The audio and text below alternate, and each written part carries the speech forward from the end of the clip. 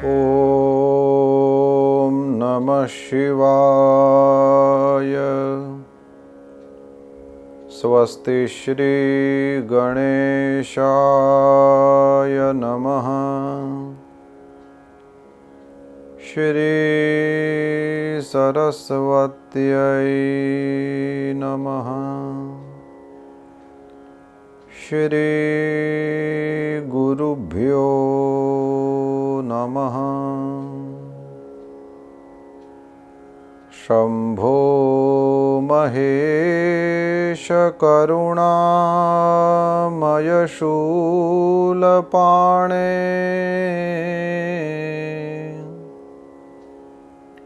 गौरीपते पशुपते पशुपाशनाशिन्।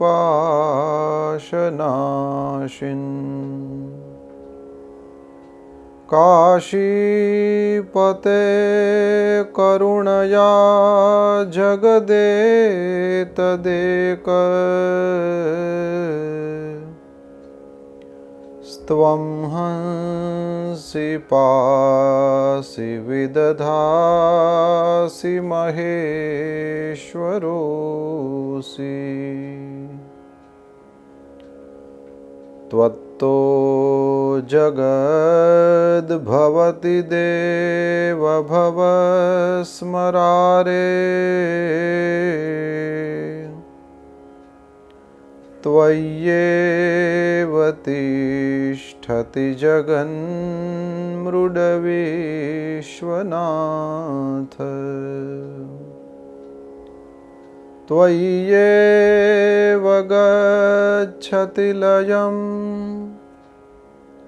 जगदेतदीश। लिंगात्मकं हरचराचरविश्वरूपिन्। श्रीचंद्रमौलीश्वर महादेव की जय। श्री सद्गुरुदेव भगवान की जय। ओम नमः पार्वती पतये। हर हर महादेव।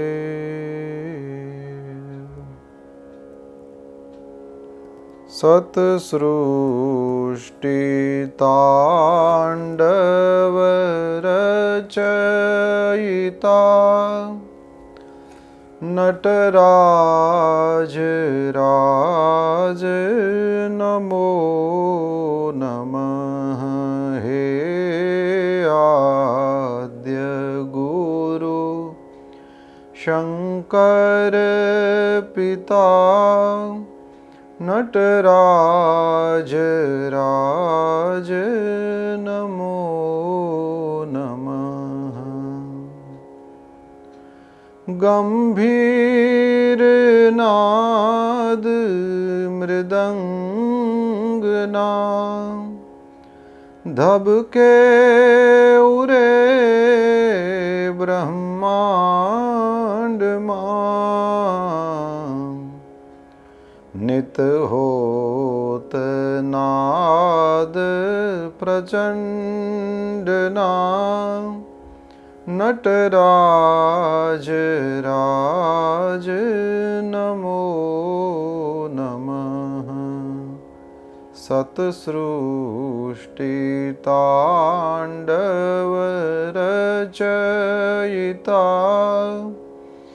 नटराज राज नमो नमः। तव शक्ति वामांगे स्थिता। हे चंद्रिका अपराजिता। चहु वेद गावे संहिता। नटराज राज नमो नमः सत्सृष्टि तांडव रचयिता नटराज राज नमो नमः सिर ज्ञान गंगा चंद्रमा चिद ब्रह्म ज्योति ललाट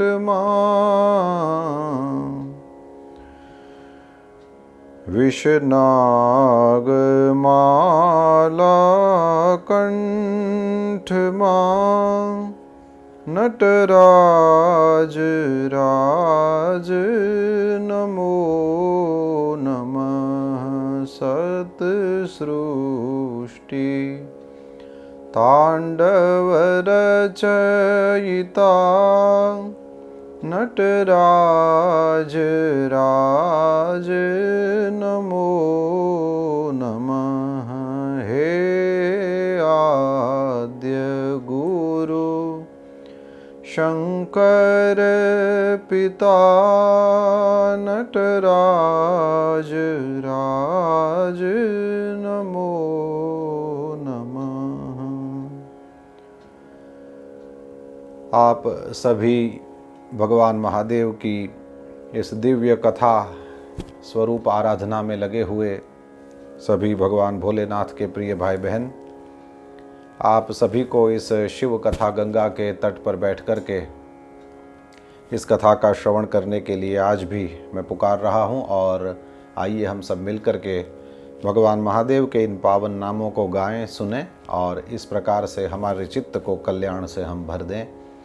चित्त कल्याण से भरा होगा, विचार वैसे ही आएंगे, भावनाएं वैसे ही बनेंगी और फिर क्योंकि क्रियाएं भी वैसी ही होंगी तो जीवन कल्याण से परिपूर्ण हो जाएगा। ऐसी मंगलमयी आशा रखते हैं और सभी मिलकर के प्रेम से शिव कथा का रसपान करें। सबसे पहले आप सभी को प्रेम से जय श्री कृष्णा, जय सिया राम और सभी को प्रेम से प्रणाम। आइए हम शिव कथा का प्रारंभ करें। कल हमने जहाँ से बात को छोड़ा था वहीं से आगे बढ़ते हैं। भगवान महादेव वैसे तो जगत स्वरूप है, लेकिन फिर भी कहीं कहीं पर विशेष प्रभाव प्रकट करते हुए उनके दिव्य ज्योतिर्लिंग स्थापित हुए हैं। जैसे हमने कुछ चर्चा करी उस तरह से 12 ज्योतिर्लिंगों की कथा है। वे 12 ज्योतिर्लिंग कहाँ हैं उसका भी ठीक ठीक निर्णय अभी हमारे यहाँ नहीं हुआ है, ऐसा लगता है, क्योंकि जैसे नागेश्वर है वह ज्योतिर्लिंग और जगह भी मानते हैं और जगह भी मानते हैं, और एक आध ज्योतिर्लिंग तो ऐसा भी है जिसको 2-3 जगह पर मानते हैं। तो अधिक से अधिकम फलम मेरा तो बहुत विनम्र सिद्धांत है और मैं उसी तरह से चलता हूँ। तो जैसे कभी लोग कहते हैं ना कि रामनवमी आज है कि कल है, या एकादशी आज है कि कल है, तो लोग कुछ लोग मानते हैं आज है, कुछ लोग मानते हैं कल है। तो हमको तो लगता है कि एकादशी के दिन यदि आपको एक माला ज़्यादा करने का नियम हो तो एक माला आज भी ज़्यादा करिए, कल भी करिए, जो भी होगी वो तो हो ही जाएगी। उल्टे आपका थोड़ा भगवान नाम ज़्यादा ले लिया जाएगा। उपवास करना चाहते हैं जितना बन पड़े उतना थोड़ा आज भी कर लीजिए और कल भी कर लीजिए। और ये भूखे रहना आदि तो दोनों दिन नहीं हो सकता कुछ लोगों से, लेकिन फिर भी भगवान नाम लेना, कुछ पाठ आदि ज़्यादा करना, कुछ थोड़ा बहुत हमसे हो सके वह दान आदि करना, ये सब जो हो सकता है वो तो हम दोनों दिन करें, ताकि हमारे लिए अब रामनवमी ही 2 दिन होनी है ना, कोई ख़राब बात थोड़ी है। एकादशी ही 2 दिन करनी है ना, इसमें कहाँ वो बात है। तो हमारे यहाँ ये निर्णय नहीं हो पाया है कि कोई एक ही ज्योतिर्लिंग एक ही जगह पर है, तो ये तो अच्छी बात है। तो 12 से ज़्यादा हो जाते हैं। और वैसे भी ओमकारेश्वर और अमरेश्वर ये 2 ज्योतिर्लिंग मिल करके एक होते हैं, और पशुपतिनाथ और केदारेश्वर मिल करके एक ज्योतिर्लिंग होता है। तो इस तरह का कथाओं में ही बताया गया है कि 12 से ज़्यादा हैं। तो ये इन सब का लाभ लेना चाहिए और सब जगह जा कर के माथा टेकना चाहिए। और उन स्थानों में सभी रहने वाले लोगों को अपने यहाँ ज्योतिर्लिंगम ही विराजते हैं उस तरह से रहना चाहिए। और साथ साथ ये भी जोड़ना चाहिए कि आपके घर में जो है वह 12 ज्योतिर्लिंग स्वरूप शिव ही हैं। ऐसा नहीं है कि भगवान महादेव केवल सोमनाथ में ही हैं, या केवल उज्जैन में ही हैं, या केवल वाराणसी में हैं। या केदार में या रामेश्वरम में ही है, हर जगह भगवान विराजते हैं। और सबसे ज़्यादा आपके लिए, आपके घर में जो बैठे हैं वो सर्वस्वरूप शिव हैं। वे ही हैं जिन्होंने कृष्ण दर्शन अवतार लिया था, वे ही हैं जिन्होंने सुरेश्वर अवतार लिया था, वे ही हैं जिन्होंने हनुमान जी का अवतार लिया था, वे ही हैं जो आपके घर में बैठे हैं, जो दुर्वासा बने थे, वे ही हैं जो सोमनाथ में है, उज्जैन में है, बनारस में है, मल्लिकार्जुन में है, केदार में है, रामेश्वरम में है। वही हैं आपके घर में जो बैठे हैं, उन्होंने ही संपूर्ण विश्व को उत्पन्न किया है। उन्हीं में संपूर्ण विश्व प्रतिष्ठित रहता है, एक दिन उन्हीं में मिल जाने वाला है।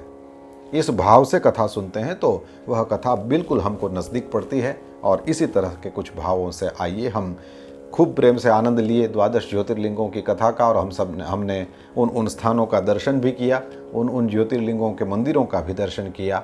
और अब हम वहाँ से आगे बढ़ते हैं। तो अभी हम कोटि रुद्र संहिता में ही हैं और इसके बाद में फिर हम उमा संहिता में प्रवेश करेंगे और इस तरह से आगे बढ़ेंगे। तो द्वादश ज्योतिर्लिंगों की कथा सुनने के बाद में फिर भगवान वेदव्यास हम सबको कहते हैं कि सूत पुराणी ने ये कथा बहुत अच्छे से सुनाया, तो सब ऋषि मुनि उनकी बड़ी प्रशंसा करने लगे। और सूत पुराणी को बार बार प्रशंसा करने के बाद में फिर लोकहित की कामना से ये कहा कि आप तो सब कुछ जानते हो सूत जी, इसलिए अब हम आपको पूछना चाहते हैं कि एक हरीश्वर करके लिंग है, उसकी कथा क्या है।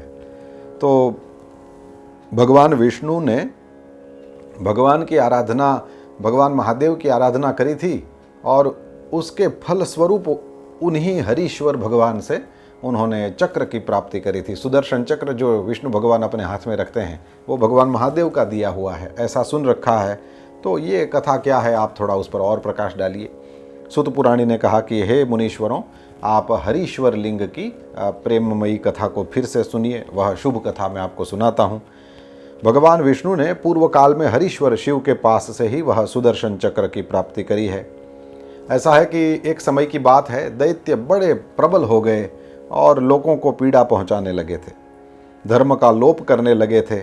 महाबली और पराक्रमी दैत्यों से पीड़ित होकर के देवताओं के जो रक्षक हैं, देव रक्षक जो भगवान हैं, उनके पास सभी देवता गए हैं और वहाँ जाकर के उनके चरणों में शीश नवाया है और कहा कि महाराज, ये दैत्य लोग बड़ा पराक्रम कर दिखाते हैं और लोगों को बहुत पीड़ा दे रहे हैं। श्री हरि ये बात सुन कर के कैलाश पर गए हैं और कैलाश में जाकर के भगवान श्री हरि ने भगवान महादेव की विधिपूर्वक आराधना करी है। और विधिपूर्वक आराधना का अर्थ है वो रोज़ एक नित्य 1000 कमल ले आते थे और भगवान महादेव पर वो एक एक नाम से चढ़ाते थे। तो वो विष्णु सहस्र नाम जैसे है उसी तरह से भगवान विष्णु जो है वो शिव सहस्र नाम बोलते थे और शिव सहस्र नाम ये करते हुए यानी शिव जी की स्तुति भी करते थे और एक एक कमल भी चढ़ाते थे। प्रत्येक नाम पर एक एक कमल शिवलिंगम पर चढ़ाना ये नियम था उनका। तो एक दिन ऐसा हुआ कि भगवान महादेव ने विष्णु जी की परीक्षा लेने के लिए वो जो 1000वें कमल लाए थे उसमें से एक को छिपा दिया। अब तो जब भगवान महादेव की माया के कारण ही ये घटना घटित हुई है तो विष्णु भगवान को भी ये पता नहीं था। तो वे जब पूजा कर रहे थे तो 999 हो गए और जब अंतिम नाम आया सर्वसत्वावलंबनाय नमः, तो जैसे ही उन्होंने जहाँ पर कमल पड़े थे उस पात्र में हाथ डाला तो कुछ नहीं था। तो फिर उन्होंने वहाँ देखा और कहा कि एक कमल कैसे कम हो गया, 999 चढ़ा दिए हैं, एक बाकी है। और विष्णु भगवान ने कहा ये तो मेरा उत्तम व्रत है, इसका मैं दृढ़तापूर्वक पालन कर रहा हूँ, ये पूजा मेरी पूरी नहीं होगी यदि एक कमल नहीं चढ़ा दिया जाएगा। तो उन्होंने तो फिर खोज करना प्रारंभ किया, चारों ओर खोजने लगे, लेकिन सारे कमल वहाँ चढ़ गए थे, एक भी ऐसा कमल नहीं था जिसको चढ़ाना बाकी हो। तो फिर कहते हैं शिव पुराण में ऐसा लिखा है कि श्री हरि ने भगवान शिव की प्रसन्नता के लिए उस फूल की प्राप्ति के उद्देश्य को लेकर के वह कमल खोजने के लिए वे पूरी पृथ्वी पर भ्रमण करके आए, लेकिन उनको वह पुष्प कहीं भी नहीं मिला। तो विशुद्ध ऐसे भगवान विष्णु ने उस एक फूल की पूर्ति के लिए फिर अपने ही शरीर पर दृष्टि करी कि मेरे तो हाथों को भी कमल कहते हैं, हस्त कमल, मेरे चरणों को भी कमल कहते हैं, चरण कमल, मेरा मुख कमल है, मेरे नेत्र कमल हैं, तो इन सब को लोग कमल कहते हैं, तो इन्हीं को चढ़ा दिया जाए तो फिर एक कमल की पूर्ति हो जाएगा। तो फिर सोचा कि एक पैर काट करके चढ़ा दूं, तो सोचा शिवलिंगम पर अपना पैर कैसे रखें। फिर हाथ काट दूं, तो कहा कि नित्य मैं कमलों को लेने के लिए जाता हूं, हाथों की ज़रूरत रहेगी और चढ़ाने के लिए भी तो हाथ चाहिए, तो हाथ को भी नहीं काट सकते। तो मेरा मुख कमल है तो मैं अपने कंठ को ही वो करके कर दूं, तो वो भी मन नहीं माना कि फिर हम ही नहीं रहेंगे तो पूजा कौन करेगा।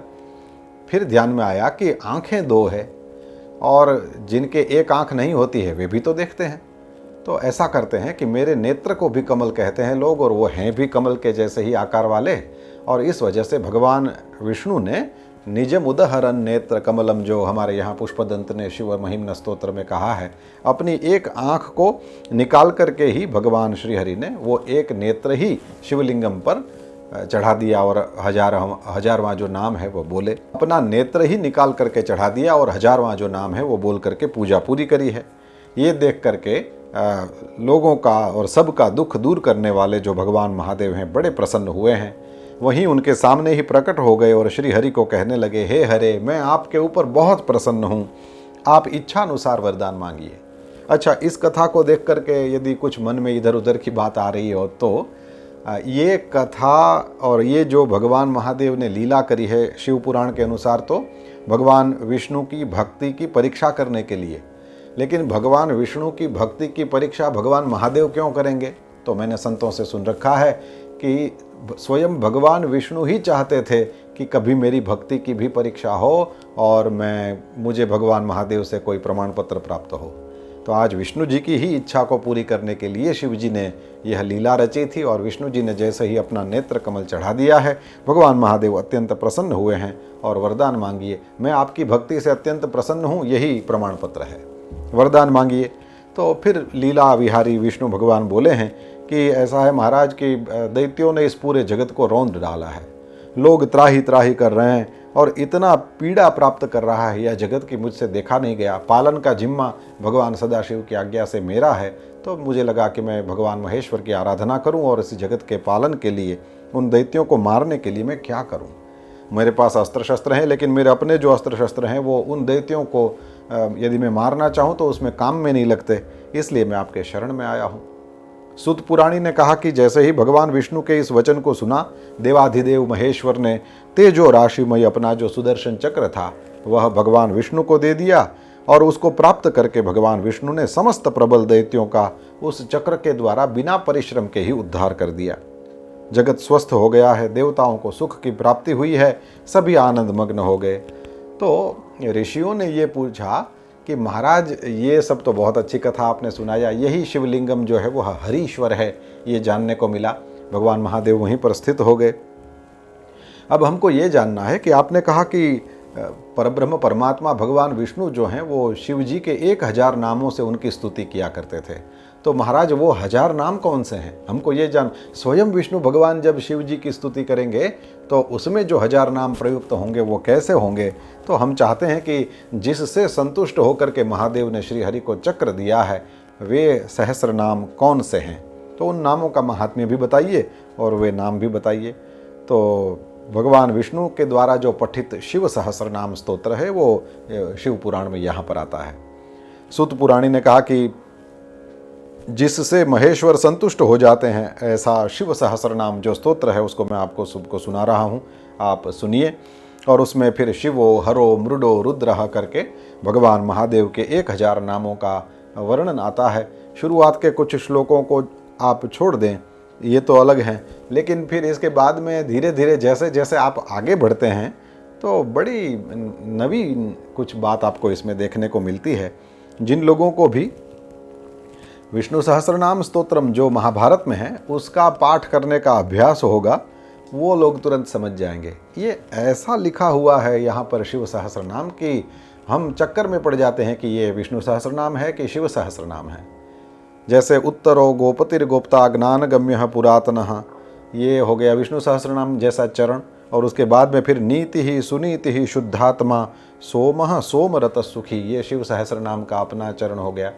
तो विष्णु जी और शिव जी में भिन्नता नहीं है, शायद ये दिखाने के लिए यहाँ पर एकदम विष्णु सहस्रनाम जैसे ही श्लोक, आधा श्लोक ये होगा एकदम विष्णु सहस्रनाम जैसा और आधा अलग होगा, या फिर एक चरण अलग होगा और दूसरा चरण एक जैसा होगा। इस तरह से सोमपो मृतपः सौम्यो महातेजा महाद्युति तेजोमयो मृतमयो अन्नमयश्च सुधापति। इस तरह से महर्षि कपिलाचार्यो विश्वदीप्ति स्त्रीलोचनः, ये जो विष्णु सहस्रनाम जानते हैं उन लोगों को तुरंत समझ में आ जाता है। दुर्लभो दुर्गमो दुर्गः सर्वायुध विशारदः, ये करके फिर अध्यात्म योग निलयः सुतंतु स्तंतुवर्धनः, तो विजितात्मा विधेयात्मा भूतवाहन सारथि और सगणो गणकायश्च सुकीर्तिश्छिन्न संशयः। इस तरह से एकदम ऐसे लगे कि ये जैसे विष्णु सहस्रनाम जैसा ही है। भस्म प्रियो भस्मशाई कामी कांतः कृतागमः, तो इस तरह से एकदम विष्णु सहस्रनाम जैसा ही यह दिव्य स्तोत्र बताया गया है। और भगवान यह विष्णु ने स्वयं ने ही इन शिव सहस्रनाम स्तोत्र का पाठ किया है। इस स्तोत्र से भगवान महादेव की भक्ति की प्राप्ति हो जाती है। और जैसे ही भगवान महादेव ने यह स्तोत्र सुना है विष्णु जी से, तो चक्र दे दिया था अपना, और ये भी साथ साथ कहा था कि अपने अनेकानेक दुखों के नाश के लिए लोगों को इस सहस्त्र नाम का पाठ करना चाहिए। स्वयं भगवान महादेव ने यह फल कथन बताया है, उसको स्वप्न में भी कोई दुख की प्राप्ति होगी नहीं। इस सहस्त्र नाम का विधिपूर्वक कोई व्यक्ति 100 बार पाठ करेगा तो निश्चय ही वह कल्याण का भागी बनेगा।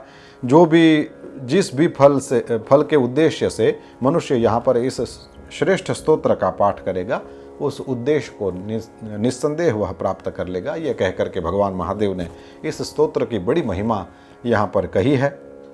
और भगवान रुद्र श्री हरि के अंग को स्पर्श करते हैं और इसके बाद में वहाँ से अंतर्धान हो जाते हैं, ये बताया है। अब ऋषियों ने पूछा है कि महाराज, भगवान महादेव की आराधना के द्वारा उत्तम और मनोवांछित फल प्राप्त होते हैं, तो भगवान महादेव की वह आराधना कितने प्रकार की है, और ये व्रत आदि हम करते हैं तो किस व्रत से भगवान महादेव जी संतुष्ट हो जाते हैं और उत्तम सुख का दान करते हैं, ये बताइए। तो सुत पुराणी ने कहा कि ये तो आपने वही बात पूछ ली। ऐसा है कि एक समय ब्रह्मा विष्णु पार्वती जी तीनों ने मिलकर भगवान महादेव को पूछा कि प्रभु आप संतुष्ट हो जाएं ऐसा व्रत कौन सा है, तो ऐसा आप हम लोगों को बताएंगे तो इससे हम लोगों का और सब लोगों का कल्याण होगा। तो भगवान महादेव ने कहा कि देखिए ऐसा है, वैसे तो मेरे कई व्रत हैं, लेकिन भोग मोक्ष प्रदान करने वाले सारे व्रतों में से 10 जो व्रत हैं वो मुख्य हैं। उन 10 व्रतों का यहाँ पर वर्णन किया गया। जैसे जो भी शिव दीक्षा संपन्न हो उन लोगों को प्रत्येक अष्टमी को केवल रात में ही भोजन करना चाहिए। विशेषतः कृष्ण पक्ष की अष्टमी हो उसमें तो भोजन का सर्वथा त्याग करना चाहिए। फिर शुक्ल पक्ष की एकादशी को भी भोजन नहीं करना। ये शैवों के लिए भी ये शैव व्रत बता रहे हैं। वैसे तो एकादशी हम ये मानते हैं कि ये विष्णु व्रत है, लेकिन एकादशी का लिखा है कि शुक्ल पक्ष की एकादशी को भोजन नहीं करना यानी उपवास करना, और कृष्ण पक्ष की एकादशी में रात में शिव जी कहते हैं मेरा पूजन करने के बाद में भोजन किया जा सकता है। शुक्ल पक्ष की चतुर्दशी को शिव व्रतधारी पुरुषों को भोजन का सर्वथा निषेध है, और शुक्ल पक्ष हो या कृष्ण पक्ष हो उसमें प्रत्येक सोमवार को प्रयत्नपूर्वक केवल रात में ही भोजन करना चाहिए आदि आदि। तो यदि कोई ऐसे श्रोता हों जिनसे भूखा नहीं रहा जाता हो, तो ये इन बातों को सुनते हैं तो वो लिटरली एक कान से सुनते हैं दूसरे कान से निकाल देते हैं कि ये तो सब इसमें लिखा होता है।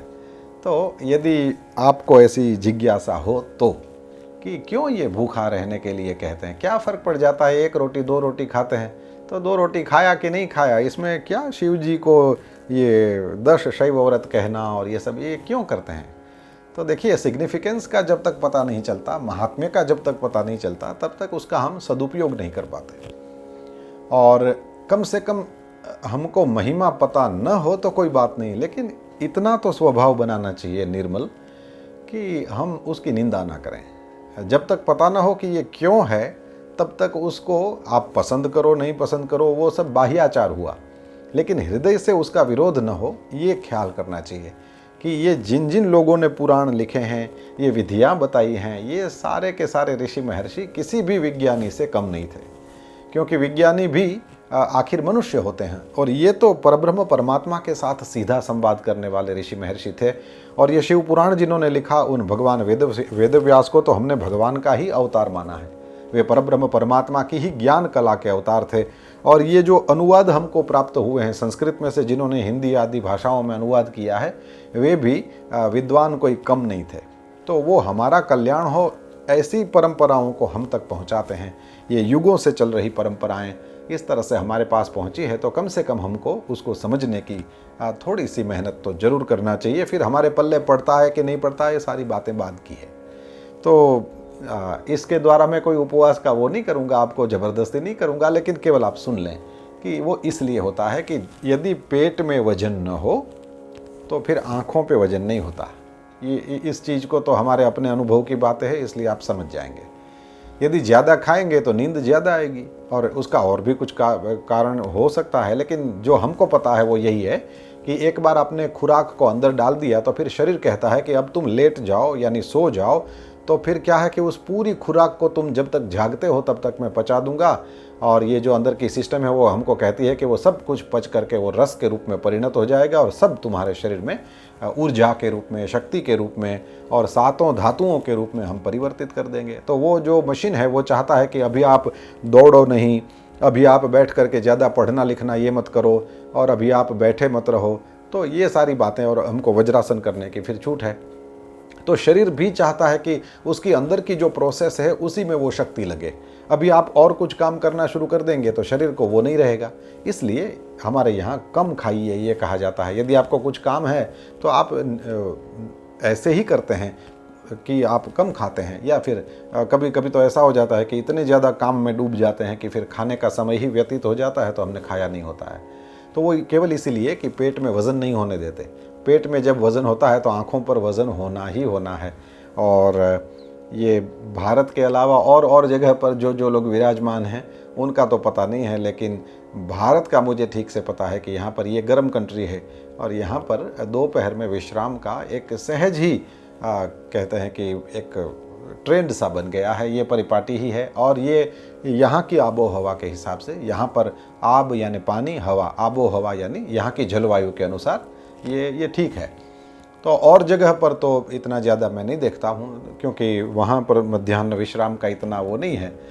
तो पेट में वज़न नहीं होने देते। मैंने देखा है दोपहर में खाना बहुत कम रहता है, बस एक आध सैंडविच खा लिया या एक आध ऐसा कुछ खा लिया। उनका खाना सबका रात में रहता है और ठीक से खाते हैं। तो ये मेरा देखा हुआ है। इसलिए मूल बात हमारी ये है कि हमको यहाँ ये सिखाया गया है कि उपवास हम इसलिए करें कि पेट में वज़न न होने दें, और खाने का टाइम बचा, उसको बनाने का भी तो टाइम बचा। और ये जो टाइम है वो क्या करना है उसका, बोले उस समय का हमको भजन में उपयोग करना है। तो हमारा जो शेड्यूल रहेगा उसमें कुछ भी फर्क नहीं, लेकिन वो बनाना और खाना उतना जो समय बचा। कई लोग ऐसे कहते हैं कि चलो मैं नहीं खाती लेकिन इसको तो बना के देना पड़ता है, क्यों चिंता करती हो, तुम्हारे खाने का जो टाइम है उतना तो बचा। तो 10 मिनट खाने में लगते हैं तुमको, तो 10 मिनट भजन करो। जितना समय भोजन में उतना ही समय भजन में, तो उतना तो एक्स्ट्रा मिल गया ना, बिना शेड्यूल चेंज किए।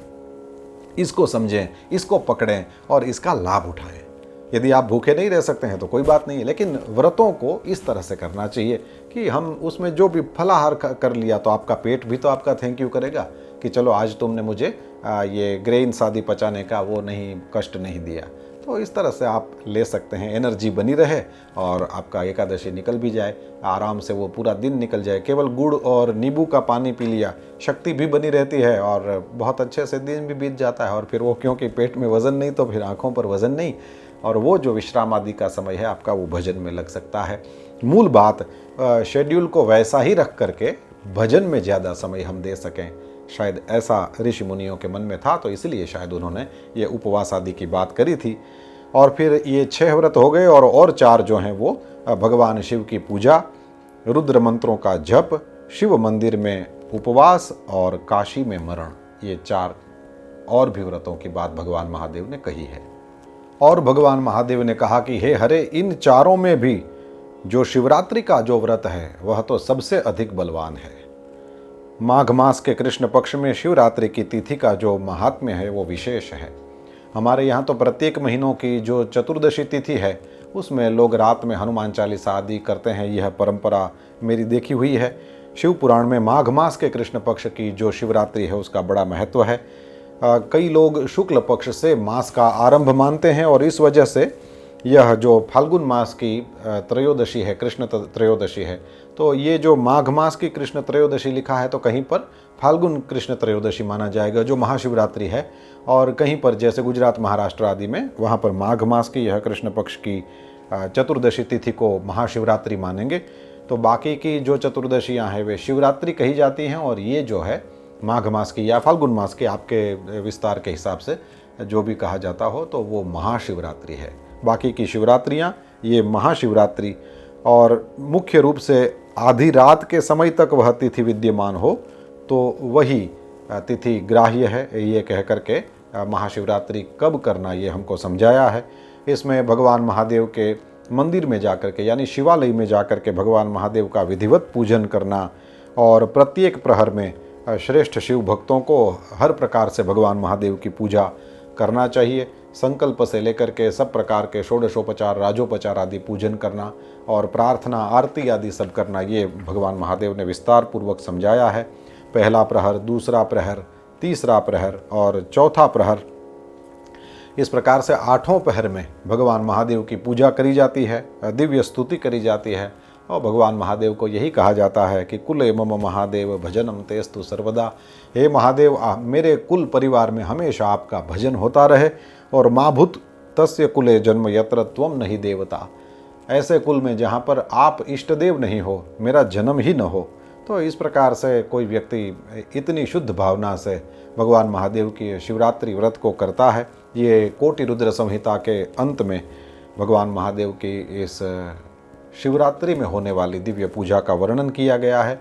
नमः शिवाय मंत्र सब में है, अभिषेक आदि सब में किया जाता है। तो इस प्रकार से विस्तार पूर्वक वर्णन करके कहा कि जो भी व्यक्ति इस प्रकार से ढंग से शिवरात्रि व्रत करता है उसको जो फल प्राप्त होता है, कौन उसका वर्णन कर सकता है। मेरे पास ऐसी कोई वस्तु नहीं है, स्वयं शिव जी कहते हैं, जो शिवरात्रि व्रत करने वालों को मैं न दे दूं। यानी शिवरात्रि के व्रत करने वाले को महादेव जी उसको जो भी चाहिए, भोग मोक्ष आदि संपूर्ण मनोवांछित जो है उसको वह बिल्कुल मिल जाता है। भगवान महादेव ही उनको सब प्रदान करते हैं। शिवरात्रि व्रत के उद्यापन तक सारी विधि भगवान महादेव ने यहाँ पर बताया है। अब ये तो जानकारी में हुए शिवरात्रि व्रत की बात है, तो इसमें तो शिव जी की करुणा कहाँ पर आई। लेकिन शिव जी की करुणा की कथा बताते हुए कहा गया कि ऋषियों ने पूछा है कि हे ऋषि सूत जी, पूर्व काल में किसने इस उत्तम शिवरात्रि के व्रत का पालन किया था, और कोई ऐसा भी था जिसने अनजान में शिवरात्रि व्रत का पालन कर लिया हो और उसको कुछ फल की प्राप्ति हुई हो, ऐसा कुछ हुआ था तो आप बताइए। अब ये ऋषि महर्षि सब जानते हैं, और हम लोगों को बताने के लिए ये ऐसे सवाल पूछते हैं। तो सूत पुराणे भी बिल्कुल वे जिस तरह से पूछते हैं, तो फिर सूत पुराणे भी उसी तरह से उनको उत्तर देते हैं। कहते हैं कि एक निषाद था, यानी एक शिकारी था, और वह जो था उसका नाम गुरुद्रुह था। बड़ा कुटुंब, और रोज वन में जाकर के पशुओं को, मृगों को मारता था, चोरियां भी करता था, कभी शुभ कर्म कुछ किया नहीं था। इस तरह से बहुत समय उसका व्यतीत हो गया। एक दिन बहुत सुंदर और शुभ कारक जो शिवरात्रि है वह आई है, तो उसको तो कोई फर्क नहीं पड़ता था, वो गाढ़ जंगल में रहता था। अब वो ये कुछ व्रत आदि कुछ नहीं जानता था। उस दिन उस भील के माता पिता और पत्नी ने बड़े भूख से पीड़ित होकर के उसकी याचना करी कि हे वनचर, आप जाइए और कुछ खाने को ले आइए। तो वो धनुष्य लेकर के इधर उधर मृगों का शिकार करने के लिए जंगल में भटकने लगा। कुछ मिला नहीं, रात हो गई। जैसे ही सूर्यास्त हो गया तो उसको तो बड़ा दुख हुआ कि आज तो मुझे कुछ नहीं मिला, अब मैं कहाँ जाऊँ, अब मैं करूँ क्या, आज तो कुछ नहीं मिला, मेरे बच्चे, मेरे माता पिता सब भूखे ही रह जाएंगे, उनकी क्या दशा होगी। इसलिए चाहे थोड़ा और समय व्यतीत हो जाए, लेकिन मुझे घर पर कुछ लेकर ही जाना चाहिए। ये सोच करके वो एक जलाशय के पास में पहुंचा है, और पानी में उतरने के लिए वहाँ जो एक घाट बनाया गया था वहाँ जा कर के वो खड़ा रह गया। मन में सोचता था कि लगता है यहाँ पर कोई न कोई जीव पानी पीने के लिए जरूर आएगा। ये सोच करके वहाँ आसपास देखा तो बेलपत्र का एक पेड़ था, वह उसके ऊपर चढ़ गया है। उसको खुद को भी बड़ी भूख लगी थी, बड़ी प्यास लगी थी, लेकिन क्या करे, अब तो वो किसी प्राणी के वो राह में वहीं पर बैठा रहा। रात का प्रथम प्रहर जब शुरू हुआ तो एक प्यासी हरिणी वहाँ पर आती है, और वो मृगी को देख करके व्याध बड़ा प्रसन्न हुआ। उसने तुरंत ही उसके वध के लिए शरसंधान किया है। जैसे ही धनुष्य पर बाण रखा और उसके हाथ के वो हिलने डुलने के कारण थोड़ा सा धक्का लग गया, और उसके पास जो वो पानी पीने का पात्र था उसमें से थोड़ा सा जल, और उस पेड़ से वो हिला थोड़ा, तो पेड़ से कुछ बीली पत्र अपने आप ही वो नीचे गिरे। तो नीचे ही शिवलिंगम था, तो भगवान महादेव की जैसे प्रथम प्रहर की पूजा संपन्न हो गई। अब ऐसे प्रथम प्रहर की पूजा होती है? नहीं होती है, लेकिन फिर करुणा अवतारम शिव कैसे माने जाएंगे? ऐसे ही माने जाएंगे। यानी भगवान की कृपा बहाने खोजती है और कुछ नहीं। परमात्मा को हम पर कृपा करनी ही करनी है, वे बस बहाने खोजते हैं। अब तो थोड़ा सा वो आवाज़ आई, इस वजह से वो हरिणी का भी ध्यान गया। वो डर के मारे ऊपर देखने लगी और देखा तो एकदम व्याकुल हो गई, क्योंकि उसने तो बाण चढ़ा लिया था धनुष्य पर। मृगी ने कहा कि व्याध तू क्या करना चाहता है, मुझे सही बता दे। हरिणी की बात सुनकर के व्याध ने कहा कि आज मेरे सारे कुटुंबीजन भूखे हैं, उन सब की भूख मिटाने के लिए मैं तुम्हें मारूंगा। तो हरिणी ने कहा कि अब मैं क्या करूं? तो मृगी ने कहा कि मेरे मांस से आप सब लोग सुखी होगे तो इससे बड़ा पुण्य कार्य मेरे लिए और क्या हो सकता है। लेकिन इस समय मेरे सभी बच्चे मेरे आश्रम में हैं और मैं अपनी बहन को या मेरे स्वामी को सौंप करके मैं वापस आ जाऊंगी। इस बात को तुम मिथ्या मत समझना, मैं तुम्हारे पास जरूर आऊंगी, उसमें कोई संशय नहीं है, क्योंकि सत्य से ही तो यह धरती टिकी है, सत्य से ही समुद्र अपनी मर्यादा में स्थित है आदि। तो व्याध ने उसकी बात मानी नहीं, तो मृगी ने फिर कहा कि मैं शपथ लेती हूँ, मैं जरूर वापस आऊंगी, और व्याध ने उसको जाने दिया। अब तो प्रथम प्रहर तो व्याध का वैसे ही वो जागरण में बीतना ही था, क्योंकि वो मृगी जब तक वापस नहीं आती उसको राह देखना था। तब तक एक दूसरी मृगी, जिसका वो पहली वाली मृगी ने स्मरण किया था, उसकी बहन, तो वो आई है वहाँ पर पानी पीने के लिए। और उस भील ने फिर से अपने धनुष्य पर वो बाण का शरसंधान किया, और पहले की तरह ही थोड़ा जल गिर गया, कुछ पत्ते गिर गए। जैसे भगवान महादेव की दूसरे प्रहर की पूजा भी संपन्न हो गई। तो मृगी ने उसको शरसंधान करते हुए देख करके कहा कि हे वनेचर, क्यों ऐसे करते हो? तो उसने कहा कि मेरे कुटुंब को तृप्त करने के लिए मैं तुमको मारना चाहता हूँ। दूसरी मृगी ने भी यही कहा कि यदि तुम सब लोगों के पेट की आग को मैं बुझा पाऊँ और उसमें निमित्त बन पाऊँ, मेरा जन्म सफल हो जाएगा। लेकिन मेरे छोटे छोटे बच्चे हैं और मुझे जाना चाहिए एक बार घर को, और वहाँ उसके पिता को वो सब सौंप करके मैं वापस जरूर आऊँगी, मुझ पर विश्वास करो। तो व्याध ने कहा कोई भरोसा नहीं। तो भगवान विष्णु की सौगंध खा करके कहने लगी कि यदि मैं जा करके वापस नहीं आऊँ तो मैंने जितने भी पुण्य किए हों उन सब को मैं हार जाऊँ। तो जो भी वचन दे करके फिर बाद में पलट जाता है, या वो आदमी अपने पुण्यों को खो देता है, आदि धर्म की बातें सुनाया है। तो सुत जी कहते हैं कि व्याध ने उस मृगी को भी कहा कि ठीक है जाओ। तब तक वो दूसरा प्रहर बीत रहा था, तो वो भी उसका जागते हुए ही बीता। उसमें फिर तीसरा प्रहर शुरू हुआ। तो वो जो पहली वाली मृगी गई थी वो तो अब तक आई नहीं, ये जान करके व्याध जो है उसको चारों ओर खोजने लगा। तब तक उसने उसी मार्ग से आते हुए मृग को देखा जो उसका स्वामी था, जो पहले मृगी आई थी।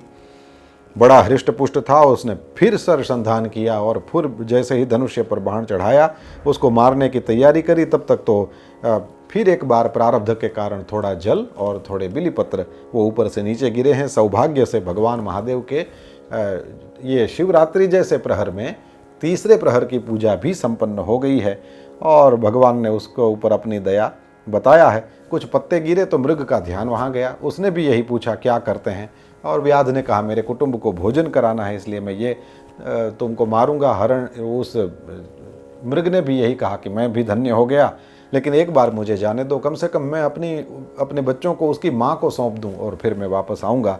तो व्याध को बड़ा विस्मय हुआ, उसका हृदय भी थोड़ा शुद्ध हो गया था। तो कहा कि सब तेरी तरह बात करके चले जाते हैं और कोई वापस तो आता नहीं, तो लेकिन तू भी इस समय संकट में है, इसलिए तू भी झूठा बोल के चला जाएगा ऐसा लगता है, तो फिर मेरा जीवन निर्वाह कैसे होगा? तो मृग ने कहा कि मेरे में असत्य है ही नहीं। अरे भैया, पूरा चराचर ब्रह्मांड जो है वो सत्य से ही टिका है। जिसकी वाणी झूठी होती है उसका पुण्य उसी समय नष्ट हो जाता है, इत्यादि ये सब कहा। तो फिर कई प्रकार के पापों का वर्णन करके कहा कि ये सारे पाप मुझे लगेंगे यदि मैं वापस नहीं आता। तो व्याध ने उसको भी कहा कि ठीक है तुम भी चले जाओ। तो वो सब अपने जहाँ रहते थे वहाँ पर सब मिलते हैं, वो दोनों मृगियाँ और ये मृग, और एक वो तीनों प्रतिज्ञाबद्ध थे कि मैं वापस आऊँगा। तो अब तो एक दूसरे की बात को जान करके सब अंदर अंदर ये मीठा झगड़ा करने लगे कि भाई हमको जाना चाहिए। तो मृग ने कहा कि तुम दोनों रहो और मैं जाऊंगा। फिर बड़ी वाली मृगी ने कहा कि नहीं स्वामिन, बिना आपके इन सब का क्या होगा, तो आप रहिए, मैं जाती हूँ। फिर छोटी वाली थी, उसने कहा कि ऐसा करिए कि आप दोनों रहेंगे तो इनका भी, बच्चों का भी अच्छे से पालन पोषण होगा, इसलिए मैं ही जाती हूँ। तो मृग ने कहा मैं जाता हूँ, तो सब किसी ने स्वीकार नहीं किया। और फिर ऐसा उन लोगों ने सोचा कि ऐसा करते हैं, पड़ोसियों को हमारे बच्चे सौंप देते हैं, और पड़ोसियों को बच्चे सौंप करके हम तीनों ही जाते हैं, फिर व्याध को जो करना होगा करेगा। तो क्या हुआ कि ये तीनों जैसे ही निकलते हैं तो फिर बच्चे भी उनके साथ हो लिए कि अब जो होना होगा सबका होगा।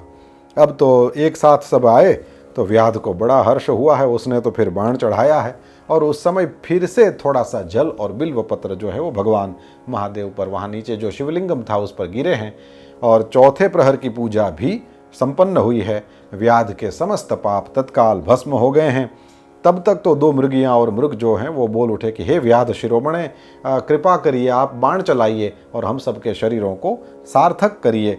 तो व्याध को बड़ा विस्मय हुआ है, शिव पूजा के प्रभाव से उसको दुर्लभ ज्ञान प्राप्त हुआ, और कहा कि ये मृग ज्ञानहीन पशु होने के बावजूद भी धन्य हैं, सर्वथा आदरणीय है। वे अपने शरीर से परोपकार में लगे हैं, वे वापस आए और हम मुझे कह रहे हैं कि मार दो। और मैंने इस समय मनुष्य जन्म प्राप्त करके भी किस पुरुषार्थ का साधन किया है, अब मेरी क्या गति होगी, मेरे जीवन को धिक्कार है, धिक्कार है। हे श्रेष्ठ मृगों, तुम सब लोग वापस चले जाओ, तुम सब लोगों का जीवन जो है वो धन्य है। व्याध के इस कथन पर उसने जैसे ही उनको सबको छोड़ दिया, शिव जी इतनी ही राह देख रहे थे कि क्या जीवन में भी कोई फर्क आया है कि नहीं आया है। मृगों की रक्षा करने वाले तो शिव जी ही होंगे उस समय, लेकिन व्याध उनको कहे कि आप वापस जाओ, आपका जीवन धन्य है। ये व्याध के अपने जीवन का भी यह विकास हुआ है, यह दिखाता है। और भगवान महादेव तत्काल प्रसन्न हुए हैं। उन्होंने व्याध को अपना सम्मानित और पूजित, जिस पर वो जल और बिलीपत्र थे, उस प्रकार का स्वरूप दर्शन कराया है, और कहा कि हे भील, मैं तुम्हारे व्रत से प्रसन्न हूँ, वरदान मांगो। भील भी सोचने लगा, क्या व्रत, कैसा व्रत, कब किया, ये पूजा कब हुई, कुछ नहीं पता है उसको। तो लेकिन वह तत्काल जीवन मुक्त हो गया है, भगवान महादेव का साक्षात दर्शन प्राप्त हो गया, तो फिर उसको क्या बाकी। तो फिर उसने भी कहा कि आप मिले, मुझे सब मिल गया है, चरणों में लौट गया है। भगवान महादेव भी मन में बड़े प्रसन्न हुए हैं और कहा कि आज से तेरा नाम गुरुद्रोही नहीं है, आज से तेरा नाम है गुह, और कृपा दृष्टि से देख करके एक दिव्य वरदान दिया है।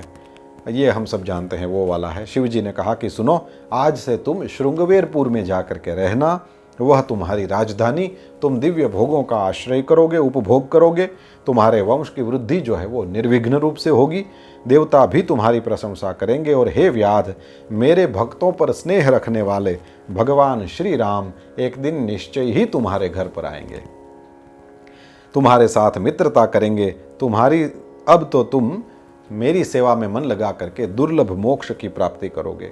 ये सारे मृग जो थे वे भी मृग योनि से मुक्त होते हैं, दिव्य देहधारी होकर के विमान में बैठ करके शाप मुक्त होकर के दिव्य धाम में चले गए।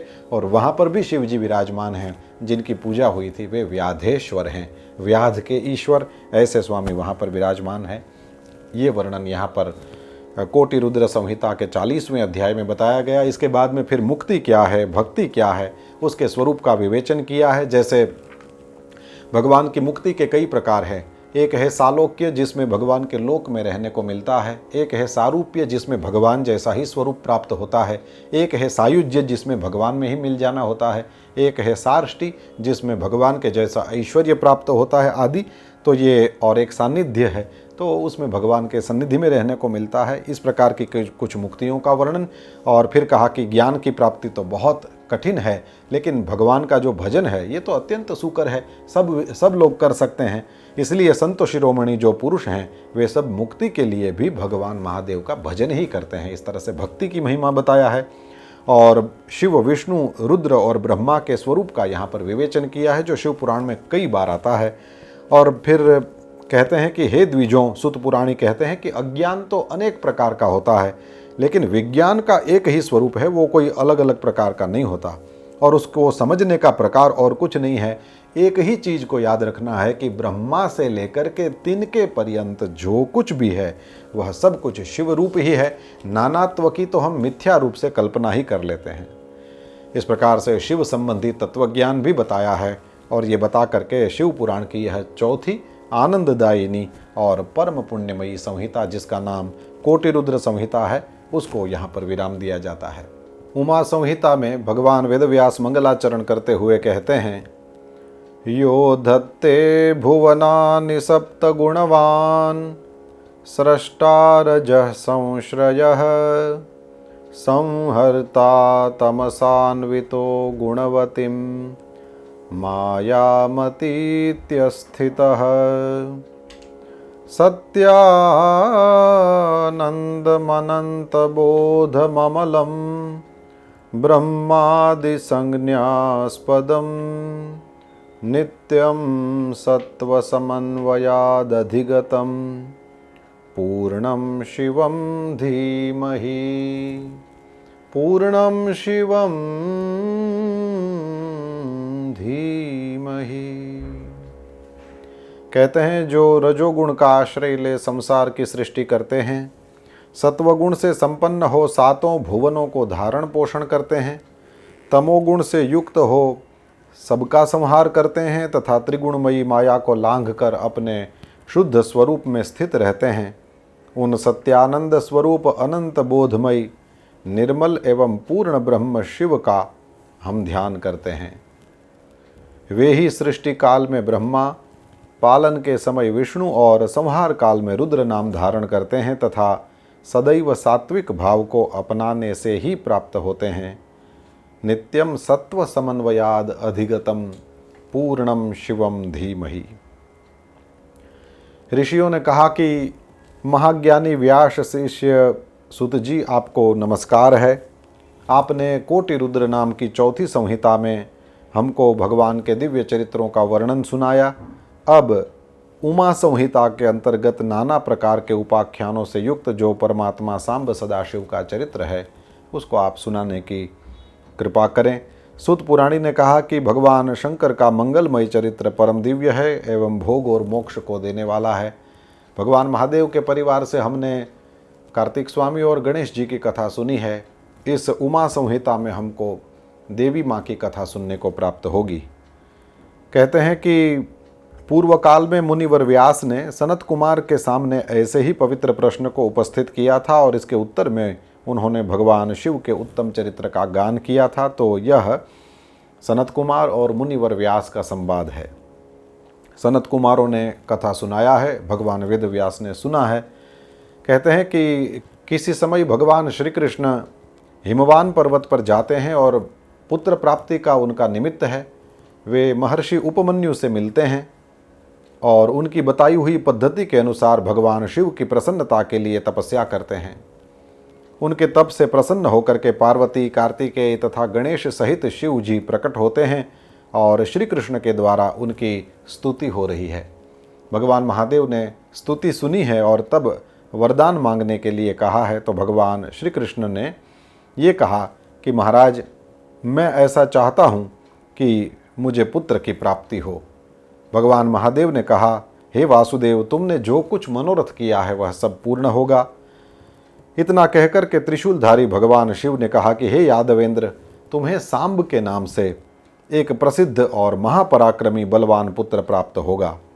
एक समय मुनियों ने जो भयानक संवर्तक यानी प्रलयंकर सूर्य है जो उसको शाप दिया था और यही शाप मिला था कि तुम मनुष्य योनि में उत्पन्न होगे, अतः वे जो संवर्तक सूर्य थे वे ही अब तुम्हारे पुत्र बनकर के आएंगे। इसके सिवा भी तुम्हें जो भी अभीष्ट वस्तुएं हैं सब प्राप्त होगी।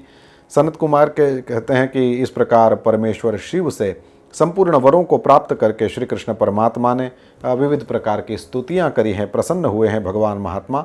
और गिरिराज कुमारी भी उन पर प्रसन्न हैं तो उन्होंने भी कुछ वरदान मांगने को कहा। तो श्री कृष्ण ने कहा कि हे देवी, आप मेरे इस सत्य तप से संतुष्ट हैं और मुझे वर दे रही हैं, तो मैं ये चाहता हूँ कि ब्राह्मणों के लिए मेरे मन में कभी भी द्वेष न हो, मैं सदा द्विजों का पूजन करता रहूँ, मेरे माता पिता मुझसे संतुष्ट रहें, मैं जहाँ कहीं भी जाऊँ संपूर्ण प्राणियों के प्रति मेरे हृदय में अनुकूल भाव हो, आपके दर्शन के प्रभाव से मेरी जो संतति है वह उत्तम हो, मैं सैकड़ों यज्ञ करूं और मेरे यहाँ अतिथि सदा आते रहें और मेरे घर पर श्रद्धा से पवित्र अन्न का वे भोजन करते रहें, मैं भाई बंधुओं के साथ नित्य मेरा प्रेम बना रहे, इस तरह से रहूं, ये सब वरदान मांगता हूं। तो एक गृहस्थ व्यक्ति को कभी भी देवताओं के प्रसन्न होने पर उनसे जो वरदान मांगने चाहिए या पूजा आदि के अंत में जब हम भगवान से प्रार्थना करें तो हमारे वरदान कैसे होने चाहिए, हम क्या मांगें, ये श्री कृष्ण परमात्मा ने यहाँ पर गिरिजा शंकर के सामने ये वरदान मांग करके हमको सिखाया है।